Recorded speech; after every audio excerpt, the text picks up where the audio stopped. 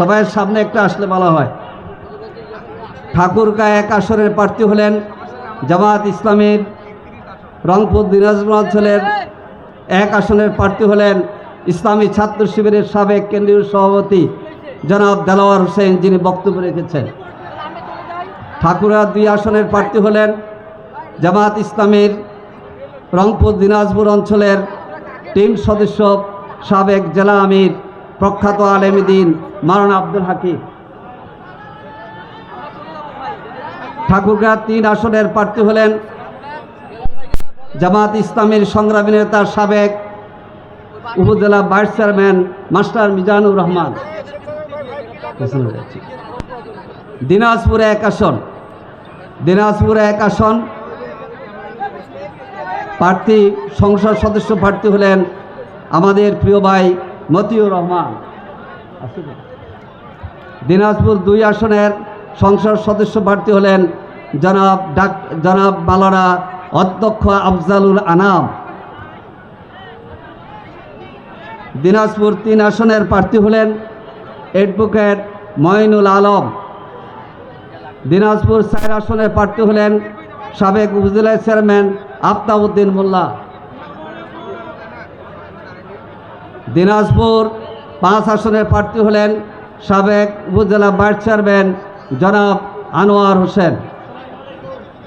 দিনাজপুর 5 আসনের প্রার্থী হলেন জামাত ইসলামীর 6 আসনের প্রার্থী হলেন জামাত ইসলামী দিনাজপুর জেলার সাবেক আমির জনাব আনোয়ারুল ইসলাম। আছে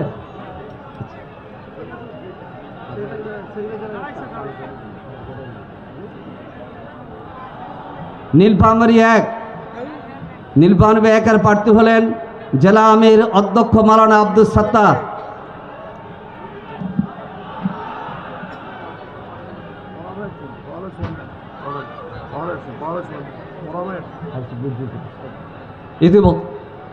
ইতিমধ্যে আমাদের মাঝে উপস্থিত হয়েছেন বাংলাদেশ জামাত ইসলামীর সম্মানিত সেক্রেটারি জেনারেল সাবেক এমপি সংগ্রামী জননেতা অধ্যাপক মিয়া গোলাম পরোয়ার।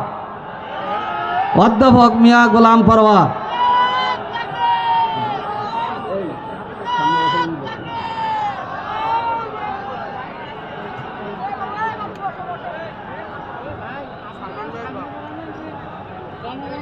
নীলফামারী 2 আসনের প্রার্থী আমাদের ঘোষণার অপেক্ষা আছে। নীলফামারী 3 আসনের প্রার্থী হলেন রংপুর মহানগরীর সাবেক সেক্রেটারি জননেতা জনাব ওবায়দুল্লাহ সালাফি। নীলফামারী 4 আসনের প্রার্থী হলেন মাওলানা হাফেজ আব্দুল মুনতাকিম। লালমনিরহাট 1 আসনের প্রার্থী হলেন জননেতা জনাব আনোয়ার ইসলাম রাজু। লালমনিরহাট 2 আসনের প্রার্থী হলেন অ্যাডভোকেট ফিরোজ হায়দার লাবলু। লালমনিরহাট 3 আসনের প্রার্থী হলেন সাবেক ছাত্রনেতা জনাব হানুরুর রশিদ।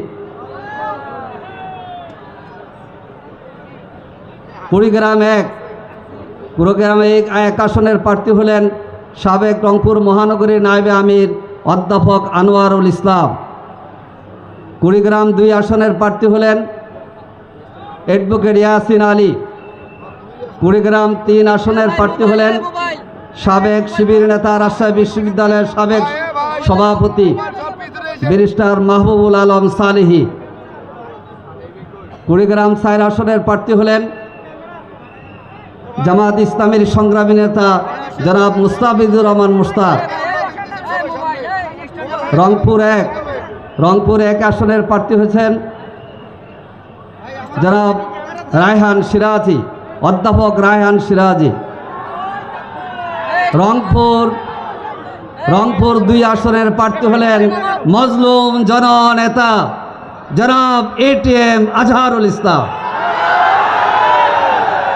রংপুর 3 আসনের প্রার্থী হলেন জামাত ইসলামের কেন্দ্রীয় কর্মপরিষদ সদস্য রংপুর মহানগরীর সাবেক আমির অধ্যাপক মাহবুবুর রহমান বেলাল। রংপুর 4 আসনের প্রার্থী হলেন আজকের জনসভার সভাপতি রংপুর মহানগরীর সংগ্রামী আমির মাওলানা উপাধ্যক্ষ ATM আজম খান। রংপুর 5 আসনের প্রার্থী হলেন সম্মেলনের যুগ্ম আহ্বায়ক রংপুর জেলার সংগ্রামী আমির সাবেক মিঠাপুকুর উপজেলা চেয়ারম্যান জনাব গোলাম রাব্বানী। রংপুর 5 আসনের প্রার্থী হলেন 6 আসনের প্রার্থী হলেন মাওলানা নুরুল আমিন। গাইবান্ধা 1-এর প্রার্থী হলেন অধ্যাপক মাজিদুর রহমান। গাইবান্ধা 2 আসনের প্রার্থী হলেন জেলা আমির সাবেক উপজেলা চেয়ারম্যান জনাব আব্দুল করিম। গাইবান্ধা 3 আসনের প্রার্থী হলেন সাবেক উপজেলা চেয়ারম্যান জনাব নজরুল ইসলাম, অধ্যক্ষ মাওলানা নজরুল ইসলাম লেবু।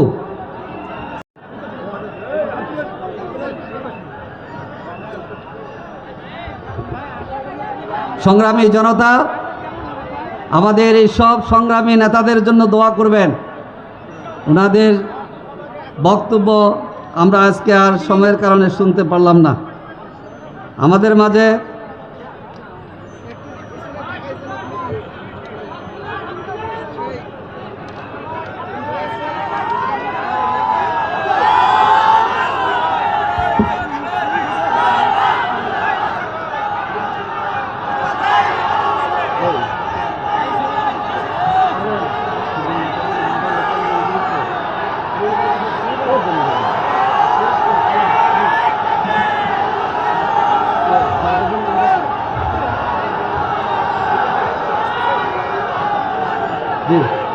বসেন।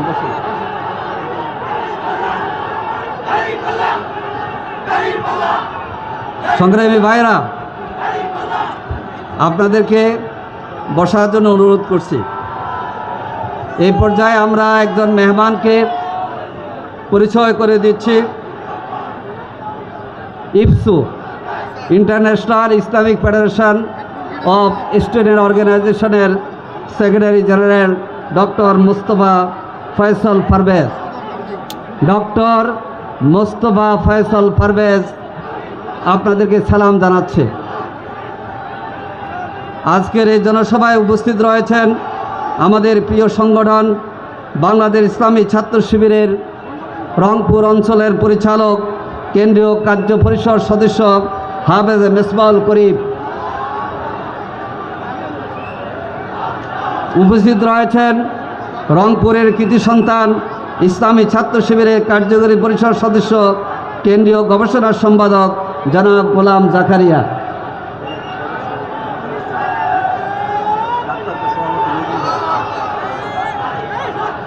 আমাদের এই জনসভায় আরও উপস্থিত রয়েছেন NDF ন্যাশনাল ডক্টরস ফোরামের কেন্দ্রীয় সভাপতি প্রফেসর ডাক্তার নজরুল ইসলাম।